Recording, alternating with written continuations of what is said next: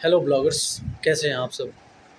तो अगर आप मुझे पहली बार देख रहे हैं तो मैं हूं रजनीकांत और मैं ब्लॉगिंग में एक्टिव हूं और साथ ही साथ एक डिजिटल मार्केटर भी हूं।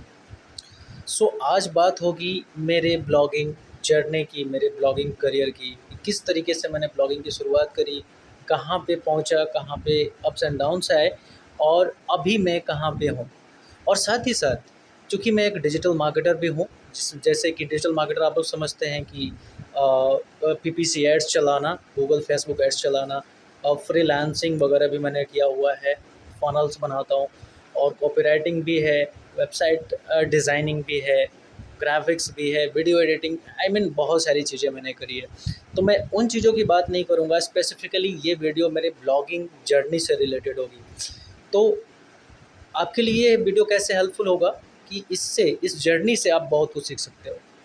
तो वीडियो में भी थोड़ी सी लंबी हो सकती है, बहुत ज़्यादा लंबी तो नहीं रखूँगा, बट थोड़ी सी लंबी होगी क्योंकि बहुत सारी चीज़ें आपके साथ शेयर करनी है और मज़ा आएगा, ठीक है। तो चलिए शुरुआत करते हैं 2016 या 17 से। तो 16 से पहले ही मेरी डिजिटल मार्केटिंग जर्नी की शुरुआत हो चुकी थी, 2016 से। और जैसा कि आप सभी जानते हैं, जो नहीं जानते उनको बता दूं कि मैं एक फुल टाइम एम्प्लॉय अभी भी हूं। 16 से पहले यानी कि 14 से, 2014 से एक गवर्नमेंट एम्प्लॉय हूं मैं। तो वहीं से मेरी शुरुआत होती है 2016 से मेरे डिजिटल मार्केटिंग जर्नी की।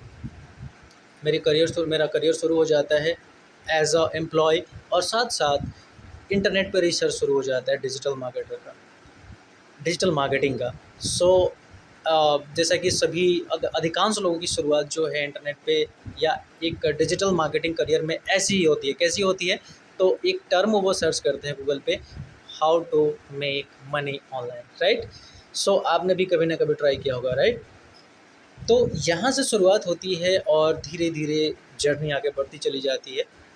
तो सबसे पहले जब आप ये टर्म सर्च करते हो तो एक चीज़ आती है गूगल सर्च रिजल्ट में, वो है ब्लॉगिंग। ब्लॉगिंग आता है, डिजिटल मार्केटिंग मार्केटिंग फ्रीलांसिंग जैसी चीज़ें आती हैं। तो एक ब्लॉगिंग ऐसी चीज़ है जिसको बहुत ही ज़्यादा लोग प्रीफर करते हैं, बहुत सारे रीजंस की वजह से। एक तो आसान लगता है और थोड़ा सा टेंजिबल दिखता है कि हाँ चीज़ें हो जाएंगी, और इस तरीके से लोग शुरुआत करते हैं। तो मेरी जर्नी भी कुछ ऐसी ही शुरू हुई थी, ब्लॉगिंग के बारे में सीखने से और ब्लॉग लिखने से। तो सबसे पहला ब्लॉग जो मेरा बना था ब्लॉगर के ऊपर बना था, blogger.com जो गूगल का प्लेटफॉर्म है, आप सभी जानते हैं, राइट। blogger.com पे बनाया, बहुत कुछ आइडिया नहीं था। मुझे एग्जैक्टली याद भी नहीं है कि किस टॉपिक के ऊपर बनाया था वो ब्लॉग मैंने, हालांकि मेरे अकाउंट में अभी भी वो पड़ा होगा। सो वहाँ पे मैंने ब्लॉग बनाया, साथ साथ ट्रेडिंग भी मैंने करी। ट्रेडिंग की शुरुआत मेरी 2017 में ही हो गई थी, 17 नहीं बल्कि 16 बोल सकते हैं। Trading, stock, Indian stock market में ट्रेडिंग। तो यस, आपका भाई एक ट्रेडर भी रह चुका है और अभी भी कहीं ना कहीं है। अभी मैं करता इसलिए नहीं क्योंकि बहुत ज़्यादा नॉलेज और एक सीरियस बिजनेस की तरह इसको करना पड़ेगा, तभी ये काम करेगी। तो ब्लॉग जब मेरा पब्लिश हो गया तो ज़्यादा कुछ काम नहीं कर पाया मैं, बिकॉज़ एक्सपेक्टेशंस हाई होती हैं, राइट। जब शुरुआत में आप काम करते हो तो बहुत सारे एक्सपेक्टेशंस आप लेके आते हो कि यार मैं काम शुरू करूँगा, रिजल्ट्स आने लग जाएंगे, पैसे आने लग जाएंगे, दुनिया भर का ट्रैफिक आएगा। बट ऐसा कुछ होता नहीं है जब तक कि कॉन्सिस्टेंटली आप कुछ दिनों तक किसी पर्टिकुलर चीज़ पे काम नहीं करते। सेम प्रॉब्लम मेरे साथ भी हुई। प्रॉब्लम नहीं बोलेंगे, लर्निंग कर्व है, हर किसी के साथ होता है। तो मेरा लर्निंग कर्व था, धीरे धीरे आगे बढ़ा मैं, आगे बढ़ते बढ़ते 17 चला गया। फिर उसके बाद एक टर्म आता है जो कि आजकल मार्केटिंग में, डिजिटल मार्केटिंग में आप लोग सुनते होंगे, शाइनी ऑब्जेक्ट सिंड्रोम। यानी कि चमकती चीज़, एक चमकती चीज़ दिखेगी, फिर उसके बाद दूसरी दिखेगी, तीसरी दिखेगी, और इस तरीके से आप उसको ट्राई करते चले जाओगे कि भाई ये शायद बढ़िया होगा, ये चीज़ मेरे लिए काम करेगी। बट होता ऐसा नहीं है, आप किसी एक पर्टिकुलर चीज़ पे लग के काम करते हो तभी वो रिजल्ट देता है। तो शाइनी ऑब्जेक्ट सिंड्रोम मुझे भी लगा, ब्लॉगिंग को छोड़ा, फिर एक और ब्लॉग बनाया उसी के, ब्लॉगर के ऊपर ही। और फाइनली 2017 में मेरा पहला वर्डप्रेस के ऊपर, वर्डप्रेस प्लेटफॉर्म के ऊपर पहला ब्लॉग मेरा लॉन्च हो जाता है। सो वर्डप्रेस आप लोग जानते होंगे, राइट। तो वो जो मेरे को याद है अभी भी उस साइट का नाम, webeducator.in। मेरा इस ब्लॉग का आइडिया ये था कि इस पे मैं ब्लॉगिंग से रिलेटेड जो चीज़ें मुझे आती हैं मैं लोगों को सिखाऊँगा। मैंने वर्डप्रेस पे साइट बनाया, इसके बारे में सिखाऊँगा, डोमेन क्या होता है, होस्टिंग क्या होती है, सारी चीज़ें मैं हिंदी में बताऊँगा। और टारगेट था कि पर्टिकुलरली अपनी सिटी के लिए। एक्चुअली थोड़ी-सी भावना आ गई थी कि भाई हेल्प करते हैं लोगों की, ऐसी भावना थी। बट उस पे काम नहीं हो पाया, थोड़ा-सा काम चला अगेन, और साथ-साथ जॉब भी चल रहा था, और थोड़े से फिर से शाइनी ऑब्जेक्ट सिंड्रोम आ गया। थोड़ी-सी तैयारी भी चल रही थी कॉम्पिटिशन की, एसएससी सीजीएल के लिए मैं प्रिपेयर कर रहा था, उसी टाइम पे, उसी दौर की बात है ये।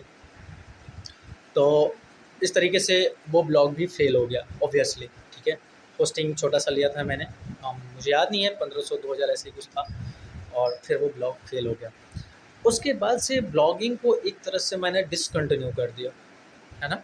और क्योंकि ट्रेडिंग मेरा 2019 में स्टॉप हो गया, ट्रेडिंग की जर्नी मेरी स्टॉप हो गई, उसके बाद मैंने ट्रेडिंग नहीं किया, और फिर दिमाग शिफ्ट हो गया डिजिटल मार्केटिंग और स्टफ़ के ऊपर, और वहाँ से चीज़ें सीखते गया, इम्प्रूव होती चली गई चीज़ें। अच्छी खासी इम्प्रूवमेंट आई, मैं बता सकता हूँ, जिसमें इसी दौरान मैंने कॉपीराइटिंग और फ़नल डिज़ाइन और ईमेल मार्केटिंग जैसी चीज़ें, जो भी मैंने अभी आपको थोड़ी देर पहले बताई, वो सारी चीज़ें मैंने सीखी, और एक अच्छी खासी नॉलेज कह सकते हैं कि ऐसा लग रहा था मुझे कि हाँ, अब नॉलेज आ रही है, ठीक है। और ये मुझे तब फाइनली रियलाइज़ हुआ जब उसका एक रिज़ल्ट दिखा। वो रिज़ल्ट क्या दिखा कि पिछले साल जब फ्लेक्सी फ़नल लॉन्च होने वाला था, फ्लेक्सी फ़नल एक फ़नल बिल्डर है, इंडिया का first funnel builder Saurabh Bhatnagar उनके सीईओ हैं, आप जानते होंगे आप सभी। तो उसमें एक पार्टिसिपेशन हुआ था, एक उन्होंने कॉन्टेस्ट ऑर्गेनाइज़ किया था, और वो कॉन्टेस्ट था India's greatest digital market contest. तो जब उसमें मैंने पार्टिसिपेट किया, और अमॉन्ग 850 प्लस पार्टिसिपेंट्स, 850 से ज़्यादा पार्टिसिपेंट्स थे, और उसमें नंबर 1 पोजीशन भाई की आई थी, आपके भाई की आई थी, मेरा मतलब है। सो तब मुझे रियलाइज़ हुआ कि यार कुछ ना कुछ तो है बंदे के अंदर, क्योंकि वो 4 स्टेज का एग्ज़ाम था, उसमें टेस्ट थे, 4 स्टेज के टेस्ट थे, और उन चारों स्टेज में क्रॉस करते-करते और फिर फाइनली नंबर 1 पोजीशन मेरी आई थी, और उस कॉन्टेस्ट को मैंने विन किया था, जीता था। फिर बढ़िया चल रहा था, जर्नी बढ़िया चल रही थी, लेकिन होता क्या है कि जब आप जॉब में होते हो तो चीज़ें अनप्रेडिक्टेबल होती है, ख़ास करके कुछ तरह के जॉब्स में, ठीक है? बहुत ज़्यादा मैं रिवील नहीं करूँगा अपने जॉब के बारे में, बट कुछ तरह की चीज़ों में आपका लोकेशन, जैसे कि मेरा, मैं पर्टिकुलरली बोलूँ अपना, तो मेरा लोकेशन, मेरी जगह जहाँ पे मैं रहता हूँ, ये फ़िक्स नहीं है। ये कब चेंज हो जाएगा कोई पता नहीं। इसके बाद दूसरी चीज़ की टाइम की अवेलेबिलिटी, कितना आपके पास टाइम है, स्पीच की का फ्रीडम, यहाँ पे मैं बोल रहा हूँ, ये पॉसिबल नहीं है कि हर जगह मैं बोलता हूँ, ठीक है? ये भी रिस्ट्रिक्टेड है मेरे लिए। सो इस तरह की चीज़ें आप लोग अंदाज़ा लगा चुके होंगे कि शायद कि मैं किस प्रोफ़ेशन में हूँ। अगर लगा लिया तो बहुत बढ़िया, नहीं लगाया तो चलो कोई बात नहीं, आगे बढ़ते हैं। तो इस तरीके से कॉन्टेस्ट विन करने के बाद फ्रीलांसिंग की जर्नी मेरी शुरू होती है, और बढ़िया तरीके से फ्रीलांसिंग करता हूँ मैं, और कुछ क्लाइंट्स भी बनाता हूँ, कुछ पैसे भी बनाता हूँ, है ना? और मीनवाइल कुछ एक कंपनी के साथ भी मैंने एक फ्रीलांस प्रोजेक्ट पे, एक नहीं, एक आध कंपनीज़ के साथ मैंने काम किया था, और जिसमें कि पैसे भी बनाए थे, लगभग 5-6-10 हज़ार रुपये ऐसे ही कुछ बनाए थे मैंने। और इसी बीच कुछ और भी चीज़ें मैं करता हूँ, जैसे कि क्राउड सोर्सिंग, डाटा कलेक्शन के प्रोजेक्ट्स होते हैं, आप लोग जानते होंगे, तो नहीं तो एपेन.com पे जाके आप लोग देख लेना। वो एक क्राउड सोर्सिंग कह सकते हैं, डाटा कलेक्शन करते हैं वो लोग, और उसके लिए कुछ आपको पैसे देते हैं। तो इस तरह की चीज़ें भी मैंने करी, वहाँ से भी कुछ पैसे आए, और फाइनली फ्रीलांसिंग पे थोड़ा-सा मैंने फ़ोकस बढ़ाया, क्योंकि टाइम भी था मेरे पास, जगह भी बढ़िया थी, और अपॉर्च्युनिटी भी बढ़िया थी, माइंडसेट भी सही तरीके से काम कर रहा था, और मोमेंटम बिल्कुल बना हुआ था। तो एक टीम भी डेवलप करी, एक कंपनी भी फाउंड करी, रजिस्टर्ड नहीं, लेकिन आपस में कुछ 5-7 लोगों को मैंने इकट्ठा किया, उनके साथ कोलैबोरेट किया, और उसके बाद कंपनी फाउंड करी। उस पे काम किया, सभी लोगों ने मिल के काम किया, कुछ दिन बढ़िया चला, कुछ क्लाइंट्स भी आए, बट अगेन मोमेंटम टूट जाता है। मैं मेरे जॉब की लोकेशन शिफ्ट हो जाती है, और इस तरह की चीज़ें होती है, कुछ ऐसी चीज़ें अनप्रेसिडेंटेड, अनप्रेडिक्टेड, जिसकी वजह से वो मोमेंटम अगेन टूट जाता है। अगस्त 2021, सॉरी 22, यानी कि पिछले साल, और काफ़ी दिनों तक डिसकंटिन्यू रहने के बाद, काफ़ी दिन बोले तो 4-5 महीना डिसकंटिन्यू रह गया था मैं, और अनटच रहा अपने इस प्रोफ़ेशन से। तो फिर मैंने कहा कि मोमेंटम बनाया जाए, और उस टाइम पे एक चीज़ रियलाइज़ हुआ कि यार एक चीज़ है जिसे मैं कहीं भी रह के कर सकता हूँ, उसमें ना तो कहीं बोलना है, कोई जगह ढूँढनी नहीं है, जितना टाइम मिले उसी में करेंगे। और वो क्या है, तो ब्लॉगिंग। ये सोचा मैंने, बाकी पोटेंशियल भी दिख रहा था कि पोटेंशियल है अभी भी, एक बढ़िया पोटेंशियल है ब्लॉगिंग के अंदर। जैसा कि आप जानते हैं कि पवन अग्रवाल जैसे लोगों को भी मैं फ़ॉलो करता रहता हूँ, फ़ॉलो भी करता हूँ और भी जगह से मैं सीखता रहता हूँ। I mean learning process continue रहता है। तो अगस्त में पिछले साल मेरी ब्लॉगिंग जर्नी दोबारा कंटिन्यू हुई और पहला ब्लॉग मैंने अपना स्टैब्लिश किया। वेब स्टोरीज़ का क्रेज़ था, वेब स्टोरीज़ का क्रेज़ बहुत ज़्यादा चला हुआ था, तो मैंने कहा यार इस क्रेज़ का फ़ायदा उठाते हैं, बहती गंगाएँ हाथ धोते हैं। शायद इसी रास्ते मैं भी निकल जाऊँ ऊपर की तरफ। तो लेकिन उस चीज़ ने इंस्टेंटली काम नहीं किया, क्योंकि उसमें भी काम करना पड़ता है आपको लगातार। फिर थोड़ा-सा डिसकंटिन्यू हुआ 1 आध महीने तक और फिर से कंटिन्यू किया। ऐसे-ऐसे स्ट्रगल करते उसके बाद उस साइट पे थोड़ा बहुत बीच-बीच में काम चलता रहा। ट्रैफ़िक भी और इम्प्रेशंस भी आने लगे, आ रहे थे अच्छे खासे इम्प्रेशंस, यानी कि उस साइट पे मैं बताऊँ तो आपको मैक्सिमम 1,500 तक का इम्प्रेशन पर डे का गया है। अभी वो साइट डाउन हो गई है बिकॉज़ उस पे काम नहीं चल रहा है और वो मल्टी निश में था। मल्टी निश में था, क्योंकि स्टार्टिंग में आप ऐसे ही शुरू करते हो मल्टी निश में, फिर एक निश पकड़ते हो। तभी एक और आइडिया आता है कि चलो माइक्रो निश का बहुत ज़्यादा ट्रेंड चल रहा है, इस पे काम करके देखते हैं। आइडिया पसंद आया, मैं कहा चलो ठीक है देखते हैं, क्योंकि भाई चीज़ें बहुत ज़्यादा ब्रॉड हो गई, तो इसको छोटा करते हैं, माइक्रो निश में काम करते हैं। और उसमें भी वो मुझे क्यों अट्रैक्टिव लगा, क्योंकि जो बड़े-बड़े ब्लॉगर्स हैं या फिर I mean so called bloggers भी कह सकते हो, उनका कहना है कि भाई अगर आप एग्जैक्ट मैच डोमेन के ऊपर काम करते हो तो माइक्रो निश में बहुत ज़्यादा जल्दी ग्रो होने के चांसेस होते हैं। मैंने कहा चलो भाई देखते हैं माइक्रो निश में कितनी जल्दी ग्रो हो पाते हैं।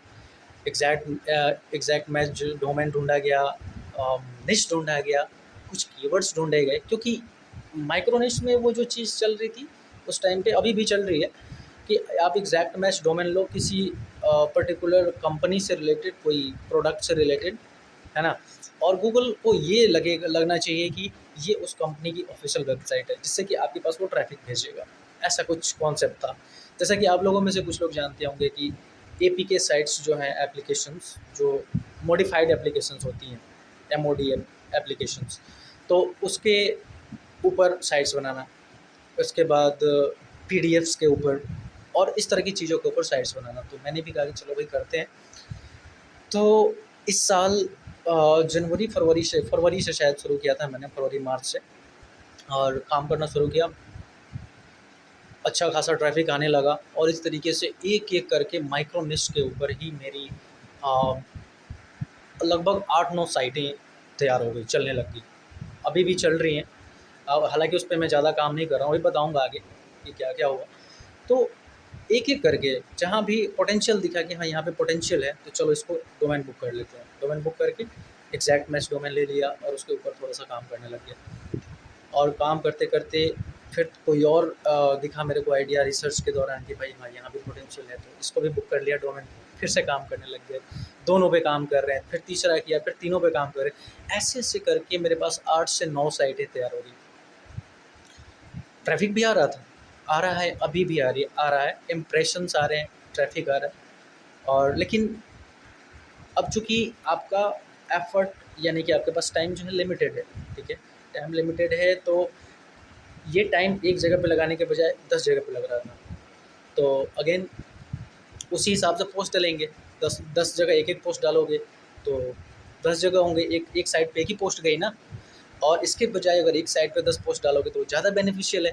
लेकिन मैंने कहा चलो एक्सपेरिमेंट तो करते हैं, क्योंकि एक चीज़ थी माइक्रोनिस ब्लॉगिंग में कि भाई आपको ज़्यादा काम नहीं करना है, यही इसका एडवांटेज था कि भाई आप एक बार साइट बनाओ, उस पे कंटेंट डालो और उसके बाद थोड़ा-थोड़ा बीच-बीच में अपडेट करते रहो, ज़्यादा कुछ करना नहीं है। यही कॉन्सेप्ट था, इसी कॉन्सेप्ट को लेके मैंने साइटें बनाई। कहा चलो काम तो ज़्यादा करना नहीं है, चलो करते हैं। सो अभी भी इम्प्रेशंस आ रहे हैं, कुछ एक साइट्स हैं जो बढ़िया चल रही है मेरी, लेकिन अगेन काम उस पे नहीं हुआ। तो अब फाइनली एक अपना जो ब्रांडेड साइट है वो मैंने शुरू किया और उस पे जैसा कि मैंने पिछले वीडियो में बताया था कि रूल बुक एक बनाया कि भाई कम से कम 1 पोस्ट हर दिन, चाहे 100 वर्ड्स का क्यों ना हो, वो पब्लिश होगा।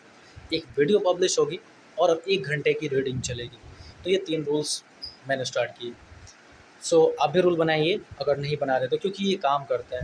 नहीं तो आप कंफर्ट ज़ोन में चले जाते हैं, आप आइडल बन जाते हैं, आप आलसी बन जाते हैं, ठीक है।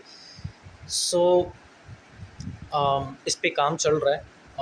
आई थिंक 10 दिन हो गए लगभग, और हर दिन 10 दिन या 1 हफ़्ता हुआ ऐसा ही कुछ, और हर दिन एक पोस्ट मेरा चल रहा है। वीडियो कल मिस हो गया, भूल गया इसलिए, ना कि आलसपन की वजह से।